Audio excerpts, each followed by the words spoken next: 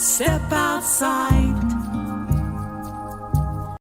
Ya'at'e, everyone. Thank you very much. And hello.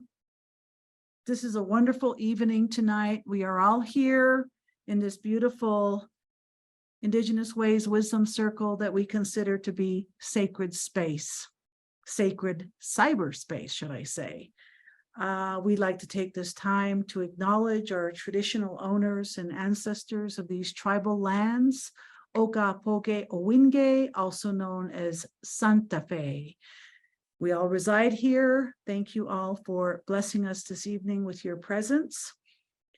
So this evening is exceptionally special to many of us here tonight because we have a serious woman of power, love, vision, manifesting powers, collaborating powers, and most of all, belief in humanities as a career.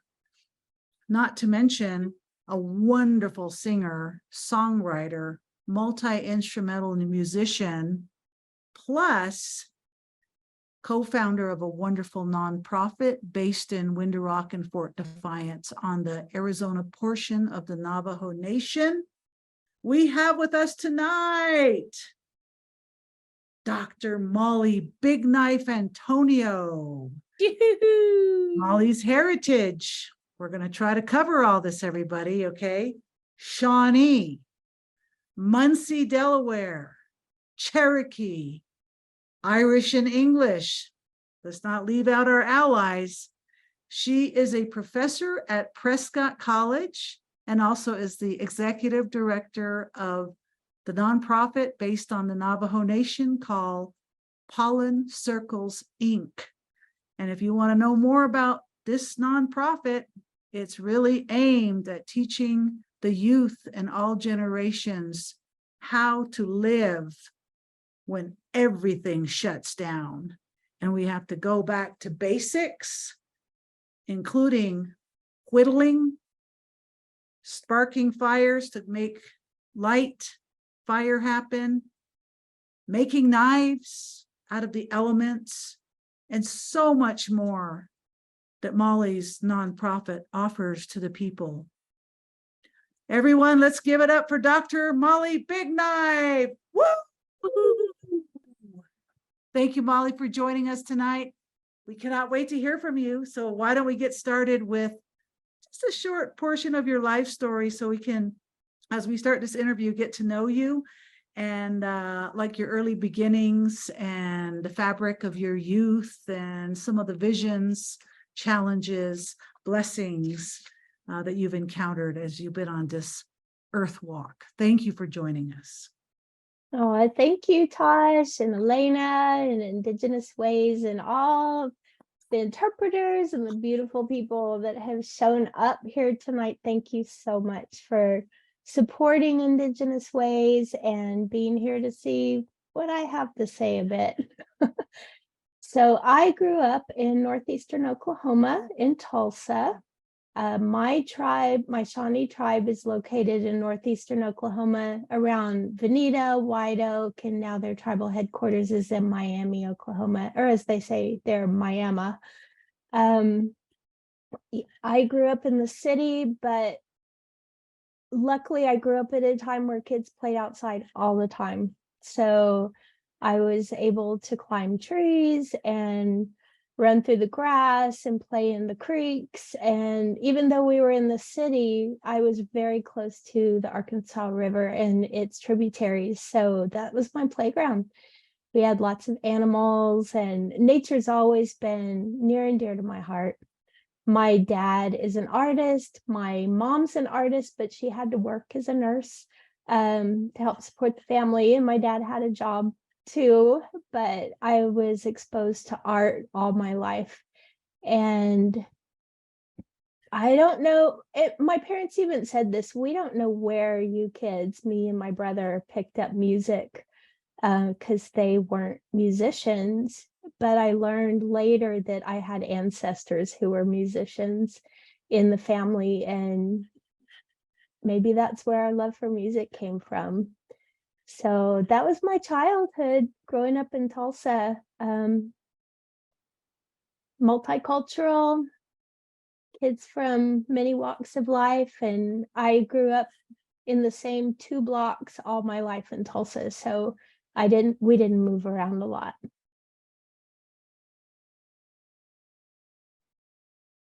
That's interesting that you were able to still make those connections, even though you had concrete around you and pavement and tar and all this, brick, square edged, jaggedy Right. kind of stuff that, comes from our other culture that descended here from Europe. But the indigenous is usually kind of round and all that kind of stuff. And you mentioned the trees and the animals, which I'm hearing a lot of curves and a lot of movement and all that kind of stuff. So since we mentioned 5 cultures, which I would love for us to talk about every single one of them, and I'm sure you'd have some context to all of your cultures as you name them, which thank you for doing that. I really love people when they are able to do that. Tell us about the Shawnees. I mean, the Shawnees we know Shawnee means one of many tribes in Oklahoma, but where did Shawnee come from? And did all of the Shawnees was it on the Trail of Tears? When did that happen? And did some of the Shawnees end up staying back? And is there other pockets of your tradition and culture still alive in other parts other than Oklahoma? Yeah, thank you for that question. So the Shawnee people are northeastern woodland. They're Algonquin, and from what I have read in history, they were all over every state, what we could now call states that are east of the Mississippi River, very nomadic. It's my understanding that they had different bands back then, 5 primary bands who would come together at different times and then split apart and go live their lives, in different parts of the country on that side of the east of the Mississippi River. But by the time the colonial settler encroachment and military were coming in, my band was in northwestern Ohio in a region called Hog Creek and Wapakoneta, which is near Lima, Ohio, sort of in that region. And we have the military muster rolls of 1830s, like around 1830 and 1832, that has our ancestors on those rolls. And we were moved to Kansas. It wasn't the Trail of Tears, but it was very similar. So of course they moved people in the middle of winter and horrible conditions, but we ended up getting land allotments in Kansas back in the 1830s. Around the 1854, the government reduced the number of land allotments and acres in Kansas. And so my band ended up moving into Northeast Oklahoma and were put under the Cherokee Nation at the time. So for a long time, we were called the Cherokee Shawnee. But in 2000, my band, which used to be called the Loyal Shawnee, ended up getting our own independent sovereignty and federal recognition as the Shawnee tribe. And there are other bands that absentee around Oklahoma City. And the Eastern Band is right there in Miami, Oklahoma, where we are near there. So 2 of the Shawnee bands that exist today are right close to each other and are pretty close. They share potlucks and dances and teachings and meetings, and it's a really nice relationship. I was looking at your picture the other day, looking at our Indigenous Ways website, and I went, Shawnee, I want to write something to Molly, but I want to put it in her language, at least the intro part. So I went to Google and I put Shawnee language. Hello, how are you? Where are you from? And I was really pleasantly surprised to see that you do have the Shawnees have language still, and that it is actually written. Of course, I couldn't understand it, but there's this, as you know, historical perspectives from the settlers, and then moving past that negative image of Indigenous people into the romanticized version of Indigenous people, which I think art had a lot to do with it. Just the beauty of Indigenous dress, and the males and the females, and the horses and the teepees and the women, and just babies, just such beautiful, exquisite artwork coming from the elements. But yet at the same time, life probably is more hard for the people back then than what the pictures depicting in the paintings, say in the late 1800s, early 1900s, into the mid 1900s. So all those romanticized versions of tribes, how do you feel about the depiction of your tribe? And is there any truth to some of that romanticized version of the beauty of Shawnee? And is it in theory, or what was it really like to you? And how do you feel about all that? Yeah, that's a great question. And first, let me just bring up the language. And they are doing language revitalization. I just took my first Shawnee 101 type class online, and they just finished up this week. So it's really wonderful. So I can say hato, hatito, hakue salastimamo, and bring that language back. So I just greeted you and asked how you're doing. So I plan on continuing that, and I'm really grateful for technology to bring the language, to us who are scattered throughout the country now. As far as I'm not aware of a lot of romanticized Shawnee depictions, as far as, I don't know, maybe it's so in the movies, but I do know there's a lot of place names. And being from, the Shawnee used to be in Ohio so strongly, there's still a lot of Shawnee names there. Chillicothe, Piqua, but also there's like Shawnee schools and Shawnee counties and with the name Shawnee, probably the Shawnee National Forest. So it's the names go to these places, but I wonder if people in those areas know anything about the Shawnee. I don't know. I don't know if they teach that in school, or what kind of education people get on those place names. Yeah, I think the most romanticized individual from our tribe would be what most people know as Tecumseh. And I believe his name is Tecumseh, is how you say it in Shawnee. Oh, But do you mean Tecumseh? Tecumseh? Yes. Oh, I want to learn more about him. I see his name everywhere. What was so good about him? Well, it's my understanding that at the time when there was settler encroachment coming into the lands, they were just getting, deeper and deeper into the country. He wanted to go and band all these different tribes together from the north to the south and form an alliance against the encroachment. And it was working, but things happen. I mean, his brother was trying to hold down the home site, I guess, up in Ohio, and there ended up being attacks and battles, and it kind of fell apart. I'm not very good at expressing all the pieces of that history that happened, but I do know that Tecumseh tried to form an alliance of intertribal, which was very unique at that time for the number of tribes he was bringing together. And I think it could have worked, at least for a while, but he was pretty powerful leader. Sounds like nonprofits these days, a lot of nonprofits are becoming very intertribal, Mm, whether they're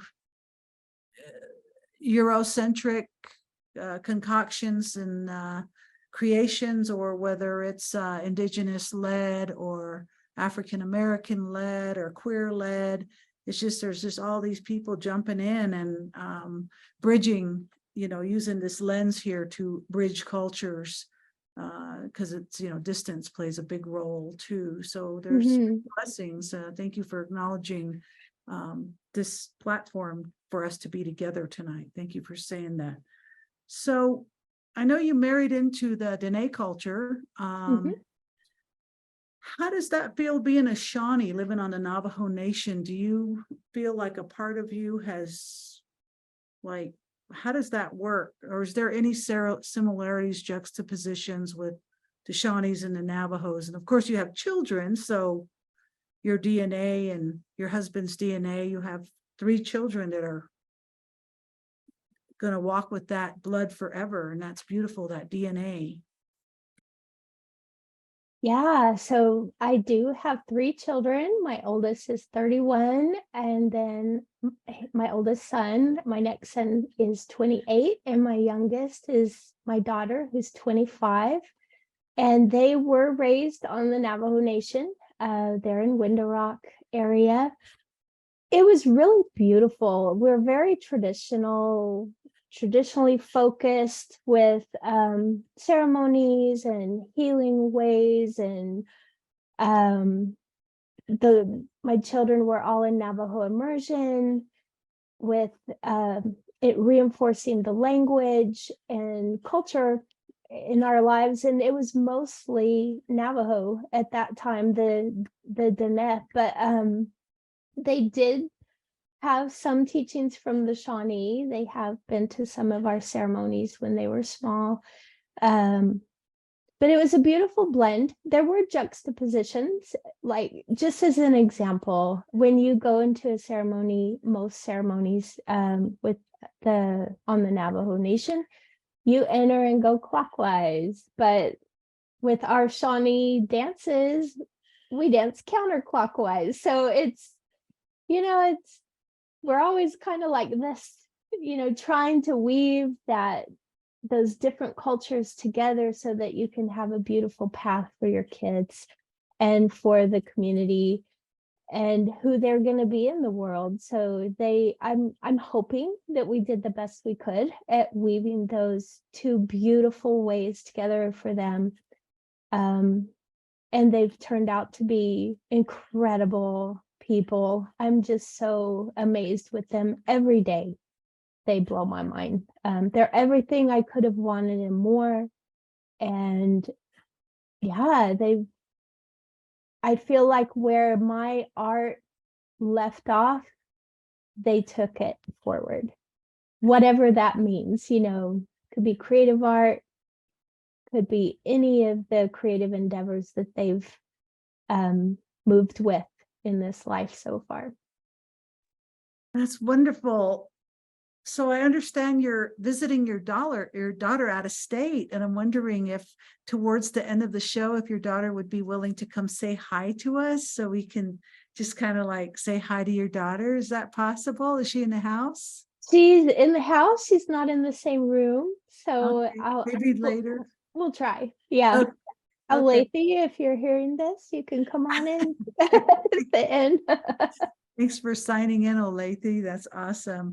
Yeah. So, gosh, besides having 5 cultures, you've also got, like, on this other, you've got the music, the art, the humanities, the ceremonies, the multicultures, and I'm thinking, gosh, what can I ask you? That's just like pretty massive. So I remember hearing you sing, and I remember you singing a version of Summertime. I don't know if that was written by Janis Joplin. I don't think so. I think it was somebody else that wrote it, and she made it really famous. Is that correct? Yes. Okay. So, but I heard you sing, and it's very different from Janis Joplin. but the way you played on the guitar acoustically and the way your voice sounded, I just was like, man, this is our future Native American country folk Americana res star, you know? I mean, are you doing anything with that? Or if you're not now, will you pick it back up? Please, please, please. I would love to start playing again, and I definitely intend to. So both with art and music, it has been put away for a really long time for me. I work full time, I work several jobs, and just being a mom, I opened up my world to my kids. They would hear me play, as they were growing up, but I was never able to dedicate a lot of time to it. But I definitely want to. So it's there. I got my guitar back into my bedroom at home, which is a step forward, towards starting to play again. And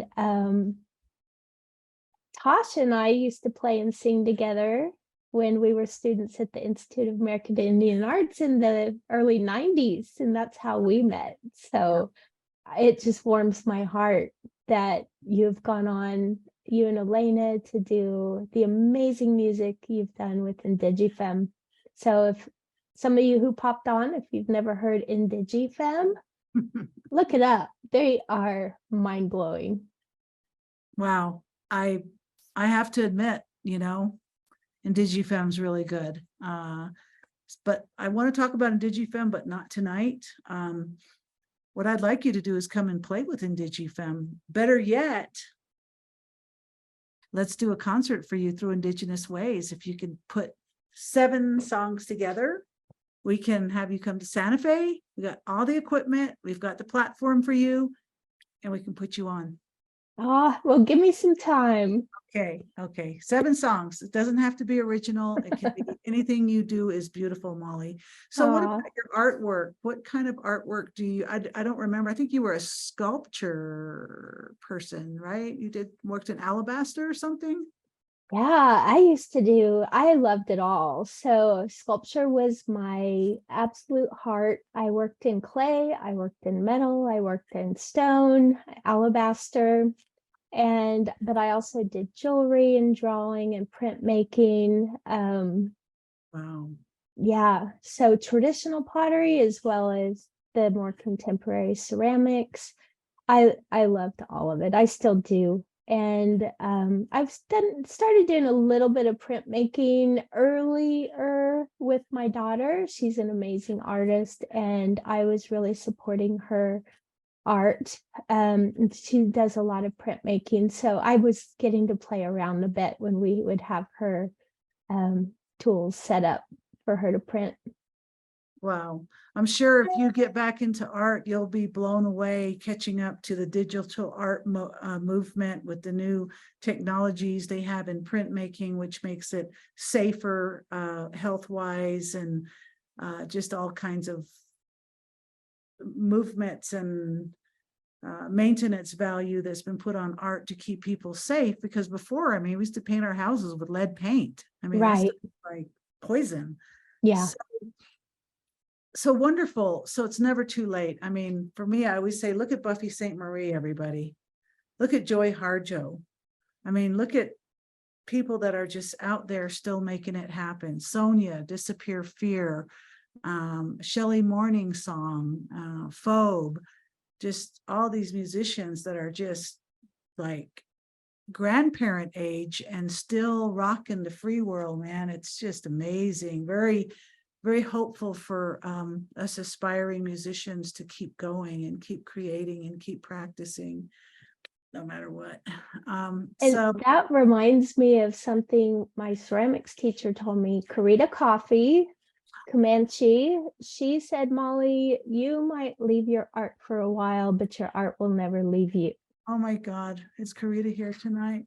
And that it made me feel so good that I knew that one day I'll be returning, and it'll just be there ready when that time comes. And the same with music. Awesome. Did you know that our Karitas are on our board? I did not know that. I love that.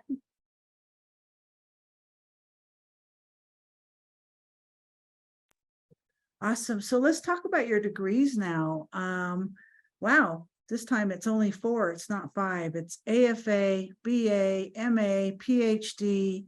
So my question is, do these majors, disciplines, if you will, juxtapose, or is there paradoxes, new surprises, or do they kind of somehow all kind of now make this title from all these accumulations and accreditations to your title, Dr. Molly Bigknife? I mean, has all of those benefited you? And talk to us about your degrees.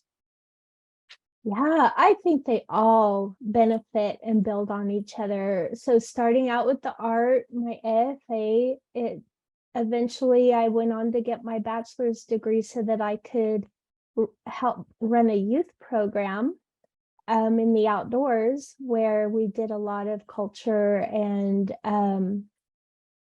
there were arts based pieces to that as well. And then the master's ended up being in adventure education, which helped support the work that I was doing with Indigenous youth in the outdoors. And always there was a creative element to that. And that really helped me along the way when I was working with kids in the Indian Health Service with the outreach program. And we do a lot of outdoors work with them and culture, survival skills and community service learning. And eventually I left the Indian Health Service, and my husband and I formed our own nonprofit to continue the work we were doing, which we'll talk about the nonprofit in a minute. But while I was doing my nonprofit, I had the opportunity to start teaching at Prescott College remotely online for adult learners. And along the way, the college had a PhD program emerge, and I applied and got accepted and was able to continue the work that I was doing through the sustainability education degree, the doctoral degree, which also focused on Indigenous populations. And my dissertation was working with the Navajo weavers, which brings that art element back and brings it full circle. So all of them built on the other, and all of them have been a real blessing, connecting me with people and community, and the students are just amazing people. They give me hope in this world. Well, I'm sure that from your early beginnings 25, 30 years ago into mentoring the youth, those children are obviously now grown. And how does it feel when you see them now? And maybe some have gone on to get PhDs and others are in struggles. And how does that feel? Do you see them around still? I see the students that were in our nonprofit because they came from our community, and most of them are doing really well. I hear a lot of times with the work that we do, you know you're planting seeds, but you really never see what grew from those seeds. You just hope for the best, that somehow you made a difference in these young people's lives. And every once in a while, I'll hear from parents about skills that the kids learned at our camps that they're using out in the real world today. And they're just really grateful that their children had the opportunity to work with us over the years. And the ones that I'm still in touch with are just beautiful, beautiful people. Sounds like indigenous, original Turtle Island ways of Boy Scouts and Girl Scouts. And tonight we have one of the original curriculum developers of the Navajo Immersion program with us tonight. Aunt Emma Dixon is online watching this show now in Fort Defiance. So I'm just curious, knowing that your children went to that school, did they coming from an educated and a traditional perspective, did they come out of that in a way that felt good to you and your husband about them being immersed in thinking in Navajo with math and English and science. And so can you talk to us a little bit about that? Yes, the immersion school, Sehotso de Nebe Opa, that Miss Dixon helped form, is such an incredible, it's been such an incredible experience for my children. I wish it still went up to 8th grade. I believe it goes up to 6th grade now. But it shaped my children in ways that I don't think would have otherwise happened without those amazing teachers. And bringing in that dual language, the synapses that are formed in the brain, and just that respect. And I guess the respect is something that I see in these students that really stands out. There's a respect for elders, a respect for culture, and they carry themselves in a way that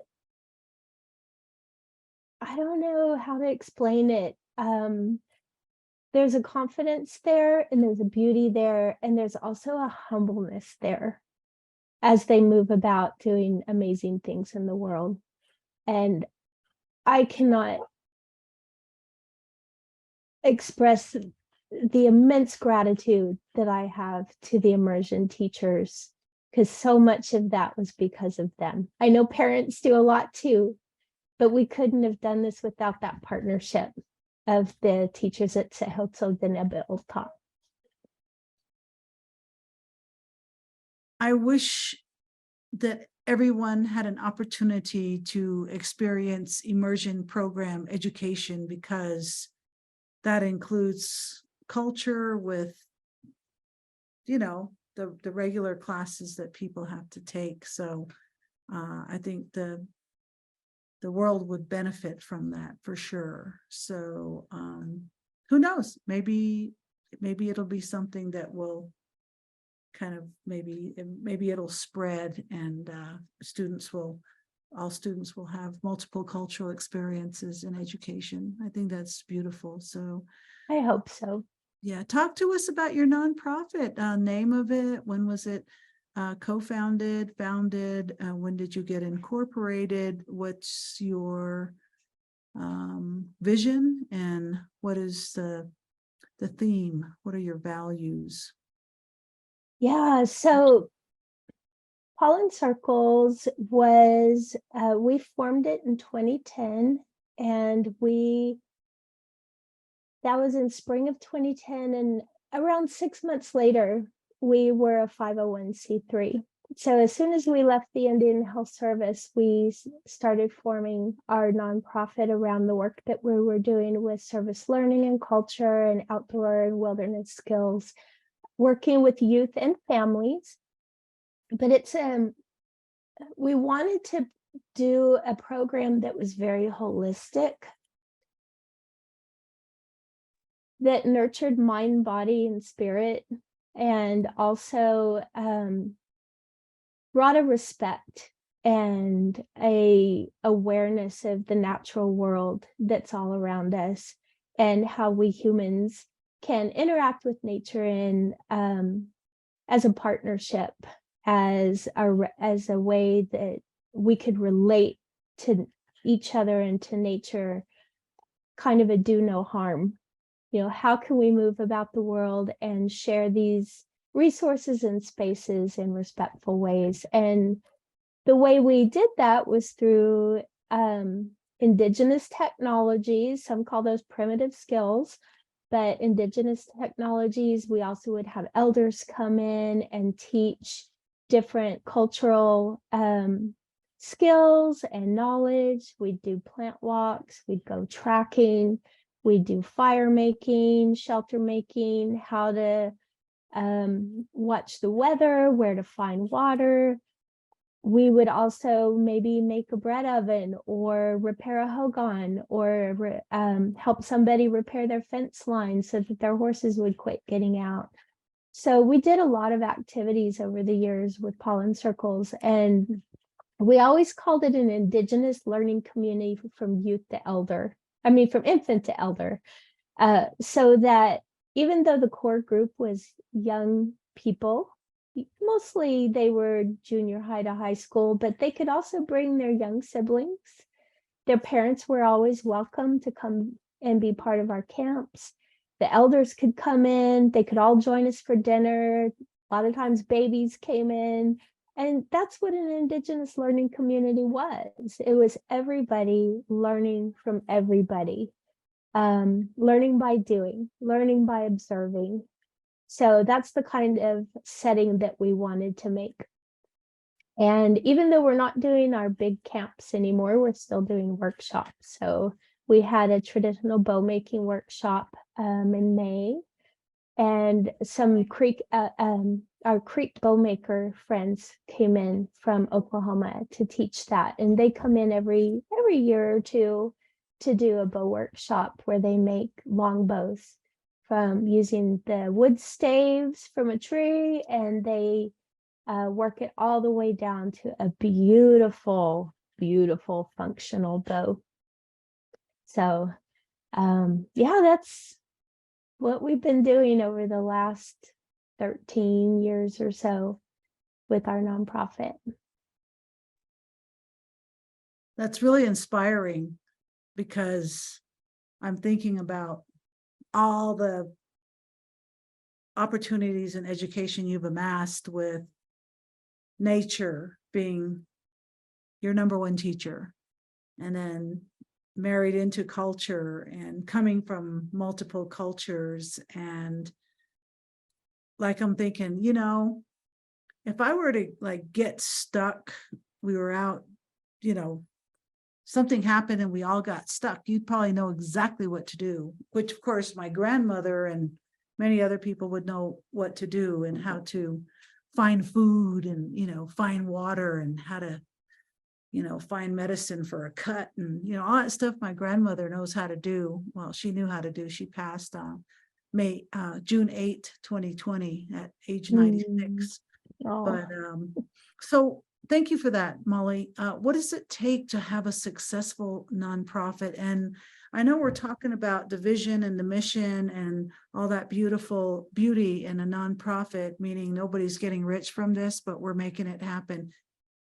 What does the interior work look like to be an executive director? What are some of the duties in its full capacity for you? Yeah, so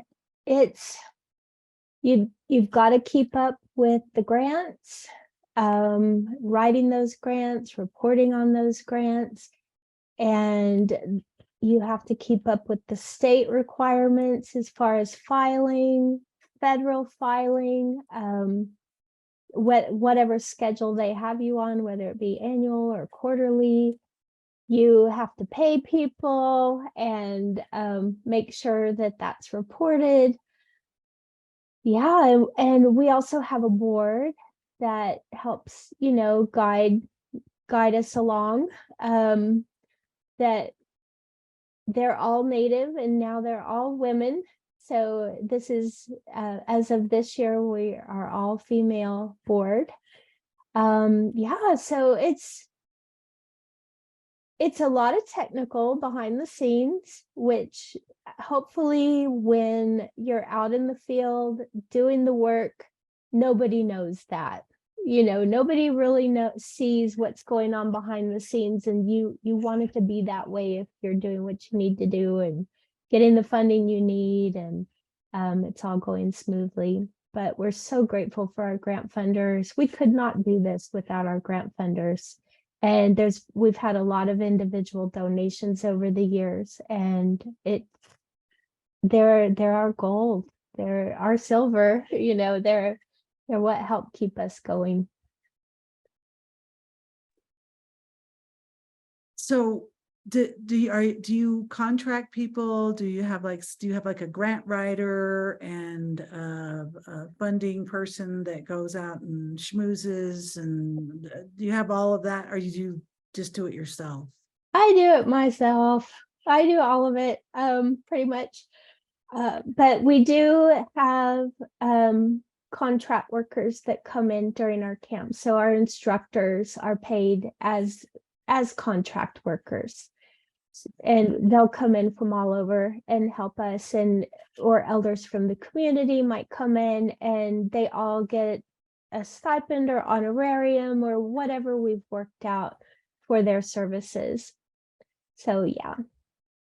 That's neat. That's neat. Well, thank you for that work. We need more of it. We need it everywhere. We need this kind of teaching. We must not forget the way it used to be, just because now everything's click, click, click. You know, people are getting their food delivered, their vitamins, their medication.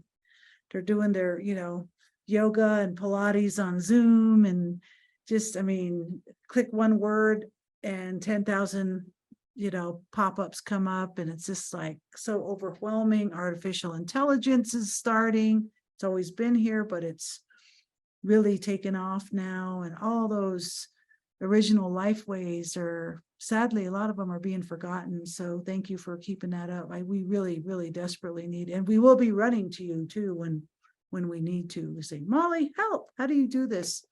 How do I'll you do my best. feed the best way possible that it'll grow and we can feed a family?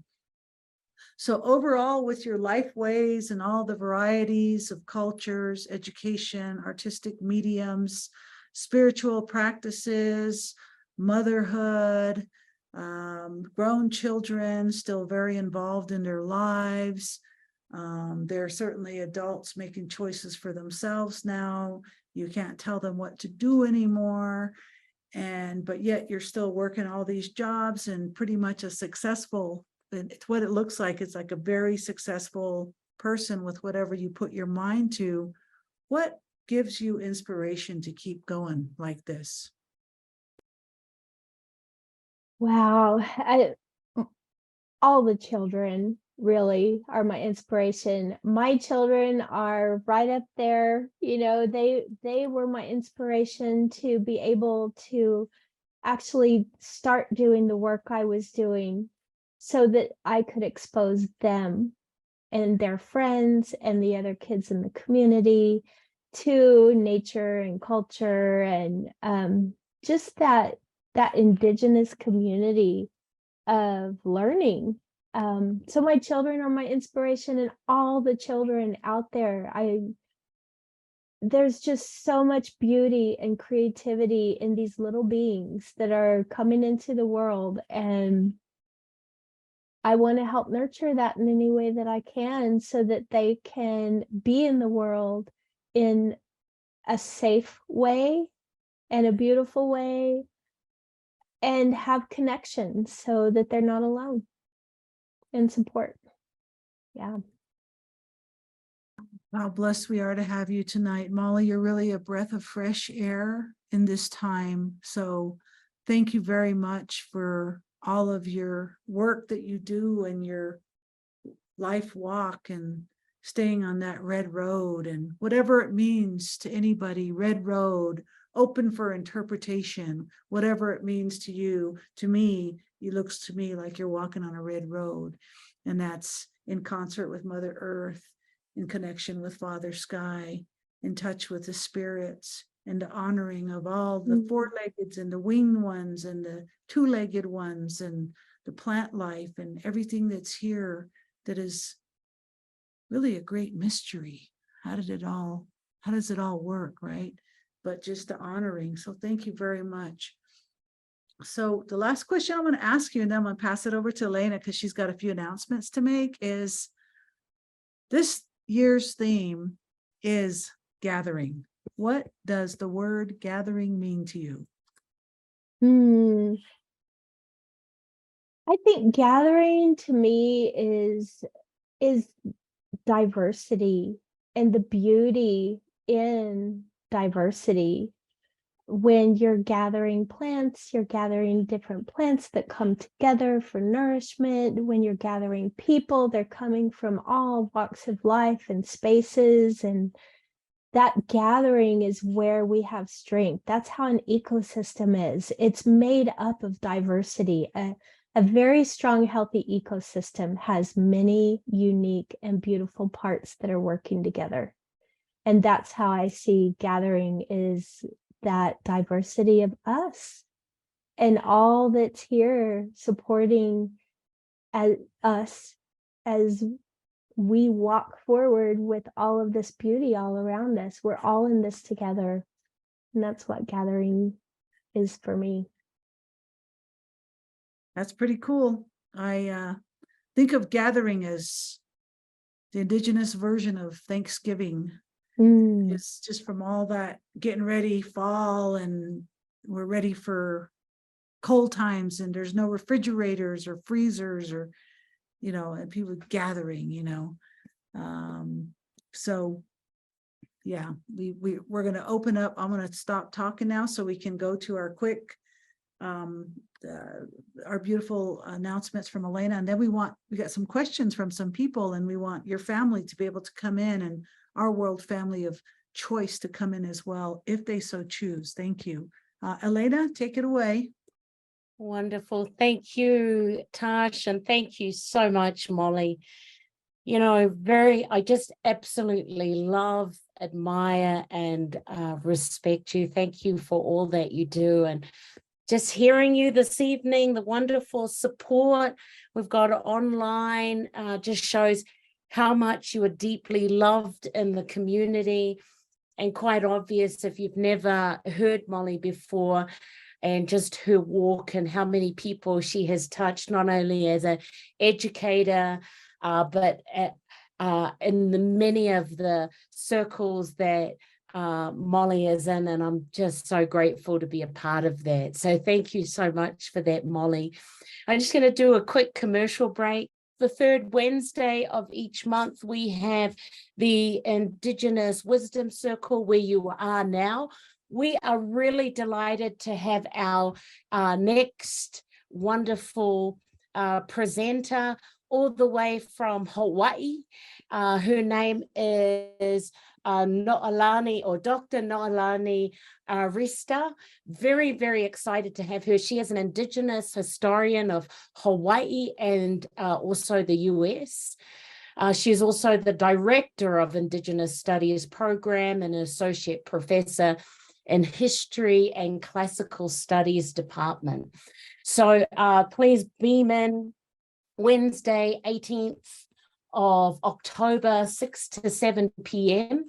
And also what will happen is in the next 48 hours, if you want to share the presentation with Dr. Molly Bigknife Antonio, you can. She is going to be part of our archive of over 200 presenters that we've had from the 1st of April 2020. That's on our website, IndigenousWays.org. So please share that with your friends, or if you're beaming in on social media, please share that link. And also subscribe to our newsletters or any of our social media pages. We are very grateful, and this is something Molly said as well with the nonprofit. Pollen Circles is from grants. And so we're very grateful to have these presentations. There's no cost, thanks to our major funders, including the National Endowment for the Arts, the City of Santa Fe Arts and Culture Department, the Santa Fe Community Foundation, and New Mexico Arts, making this possible. We're very grateful for them, and also to all of our individual donors who make this program possible, supporting Native American, Indigenous, our rainbow, LGBTQIA2+, and deaf and hard of hearing presenters. So let me just, usually by now I just push a button and another screen comes on, which is really wonderful. I have to really think about this one. Oh no, see sea of me thinking. I can't kind of coordinate it. But anyway, we were very blessed to finish our festival season, the Indigenous Ways festival season. We had 3 of them. This year, we started last year, and it was something that Molly was talking about, the gathering, bringing people together, celebrating our indigeneity, our differences, our likeness. For us as Indigenous Ways, there's been a wonderful way of really celebrating the communities that we represent. And so our wonderful filmmaker, Ramona Emerson, who has just put out a wonderful book called Shudder. She's not only making a documentary with a wonderful team, including Laura Cook, who's here, also a couple of other people about Indigenous Ways. This is one of the clips I just want to share with you about organ.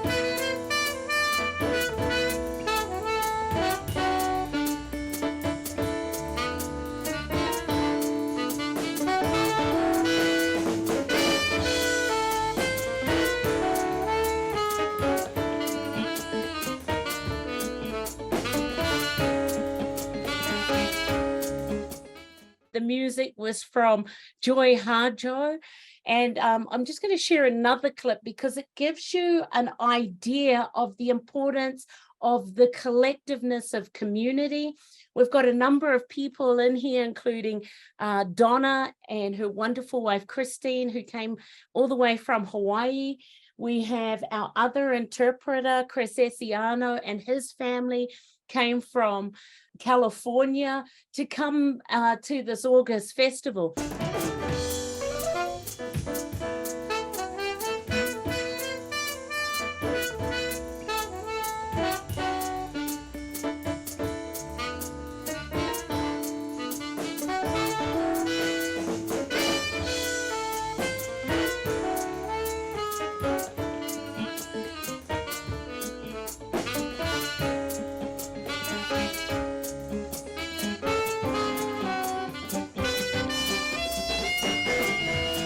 Right on. Well, we finished the season there having Joy Harjo, 3-time poet laureate, finishing off everything. We were just so honored to have her, as well as Larry Mitchell, as well as Charlie Lowry, and also Black Belt Eagle Scout.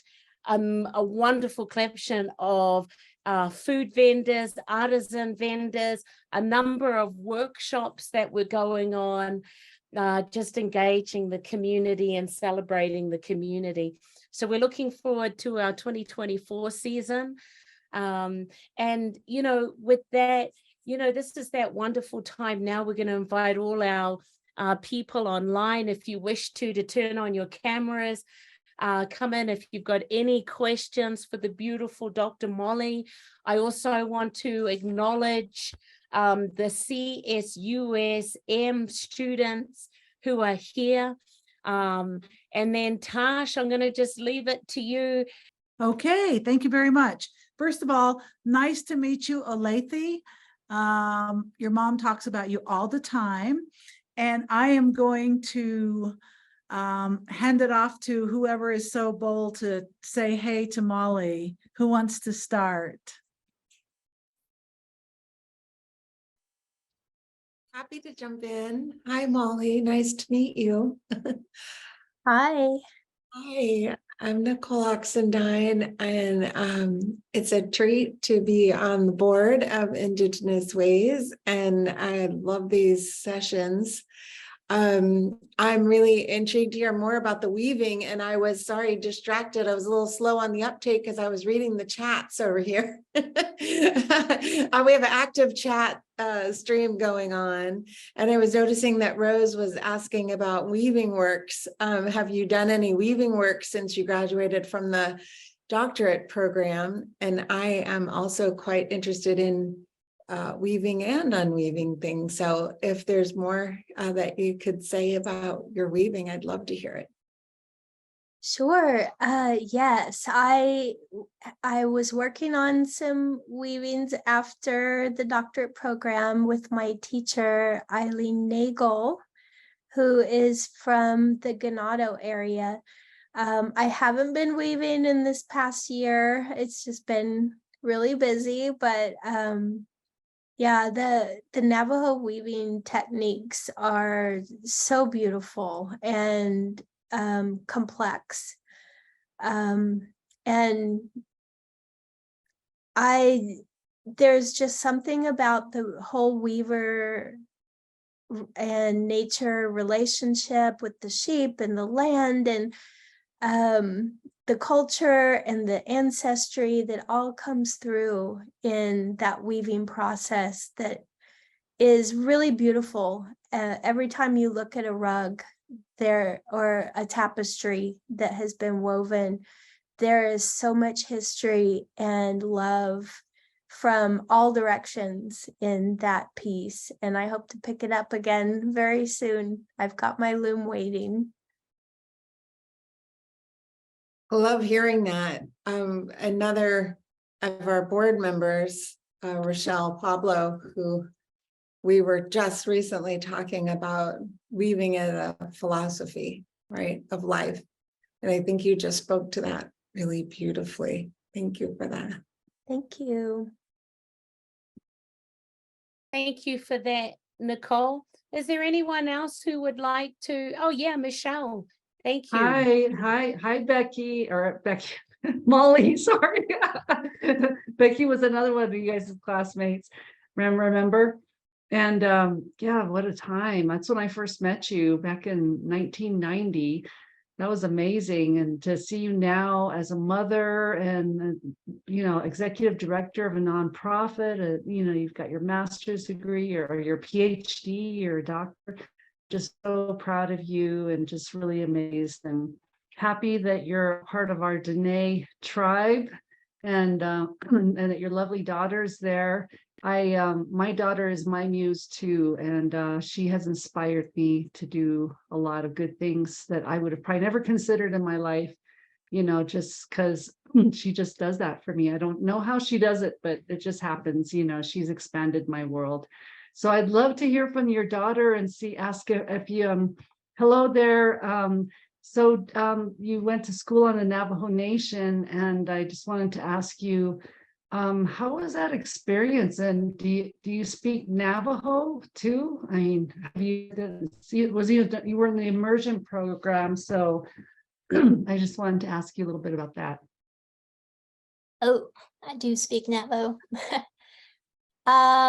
I really am grateful that I got to grow up going to the immersion school. I actually was just talking with someone here at the university who is a part of a Blackfeet immersion school. And we were talking about how there's different values that are just instilled in growing up around your culture, and also just the relationships with the different teachers and how that's such a different experience than just other schools that are purely academic. And I think we, like my mom said earlier, definitely carried a lot of those values. All of the students carried those values as we, entered different spaces. Hi, Molly. I just want to say hello and Olathe, and really lovely to see you. And this was just really a blessing and a treat. And I just found about this today, but some of my students joined us too. So it's so wonderful. Oh, it's so good to see you, Anne. Thank you for bringing your students here. And Karita, coffee. Yeah, I just wanted to say hi, Molly. And, you know, I'm not surprised that you got a PhD. I mean, I always thought that you were just one of the smartest students and such a good student and a good person. And it's just so good to see you. Oh, Karita, it is so lovely to see you. I didn't realize you were on the board, and I shared something with the group earlier about what you shared with me. I don't heard know that. if you heard that. Yes, I did. Thank you. Thank you. That is so beautiful. Thank you, everyone, for beaming in. I just want to thank all the educators. Karita, retired from the Institute of American Indian Arts, as a lot of you may have gathered. So thank you for all those amazing teachers out there, for our future generations, and carrying on that torch. Thank you for the students, especially from CSUSM, who have come in. Thank you, Anne, for telling all your students about that, as well as Molly. We are here every third Wednesday of each month. Please beam in next month when we have Dr. Nalani Arista, who will be blessing us. Same time, same channel. And then, this is all possible because of our interpreters. So let's give it up for Mariah, who is interpreting at the moment, and also Chris Essiano, making access available to all. Thank you all that joined on the social media aspects and taking all this great medicine in. And also, and I want to give a big shout out to our board members, our Indigenous Ways board members, Homer, Judith, Karita, Michelle, Kitty, who beamed in, and Nicole, don't forget Nicole, who beamed in and blessed us all, but also each and every one of you. But please, let's give it up to the one and only Dr. Molly Bigknife Antonio. Yoo-hoo-hoo! Touch the earth.